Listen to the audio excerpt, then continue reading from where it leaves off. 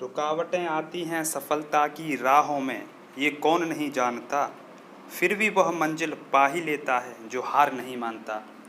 नमस्कार साथियों, एक बार फिर से आप सभी साथियों का स्वागत है आपके अपने प्यारे YouTube channel Raja academy and motivator में। साथियों, आप लोगों के लिए एक शानदार कहानी लेके आए हैं। आज हम यूपीएससी के हीरो सूरज तिवारी के बारे में हम बात करेंगे, कैसे ये प्रेरणा के स्रोत बने। इनसे बहुत ज़्यादा सीखने को हमें मिलेगा। तो साथियों, वीडियो को पूरा जरूर देखें और वीडियो को शेयर भी करें, जिससे और भी लोग इससे मोटिवेट हो सकें। साथियों, वीडियो को अधूरा देखते हो तो उससे कुछ मज़ा नहीं मिलने वाला है आपको।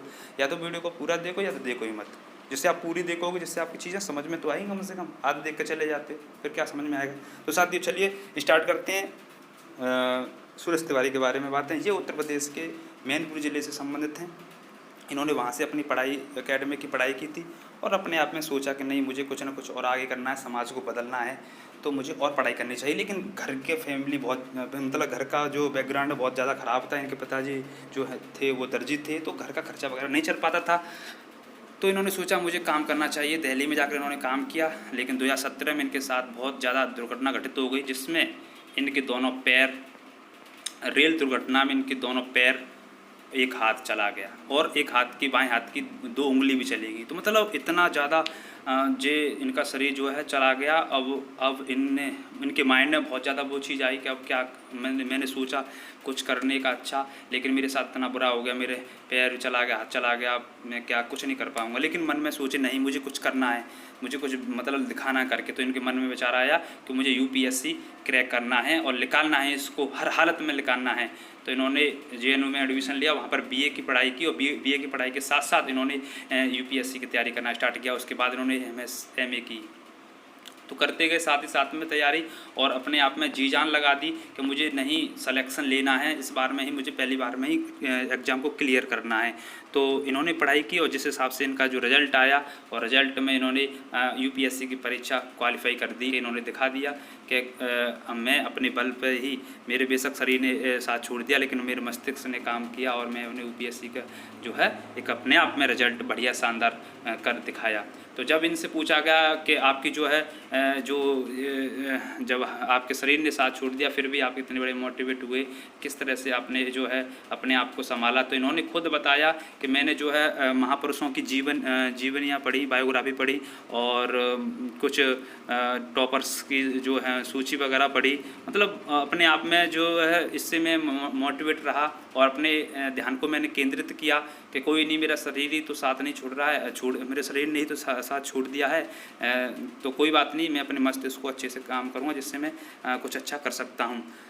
और पूछा गया कि आपकी जो है किस तरह से आपकी पढ़ाई की थी, किस तरह से आपने ध्यान दिया था पढ़ाई में। तो उन्होंने बताया कि मैंने अपने टाइम टेबल पर बहुत ज़्यादा फोकस किया था कि मुझे जो काम करना है वो हर हालत में करना है। सुबह का काम मेरा जो था टारगेट, इतना इतना काम मुझे करना है, ठीक। उसके बाद दोपहर का इतना, शाम को इतना है। उसके बाद ही मैं कुछ खाता था, बिना कुछ करे ही मैं खाना नहीं खाता था। तो मतलब अपने आप में इन्होंने बहुत सारी बातें बताई और कहा इन्होंने कि मैंने प्रीवियस ईयर के पेपर देखे थे, उसके साथ में टॉपर्स के इंटरव्यू सुने, जिससे मैं और उससे मजबूत हुआ।